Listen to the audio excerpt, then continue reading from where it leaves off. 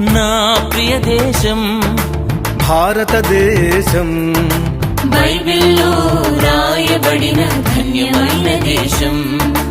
నా ప్రియ దేశం భారతదేశం, బైబిల్లో రాయబడిన ధన్యమైన దేశం.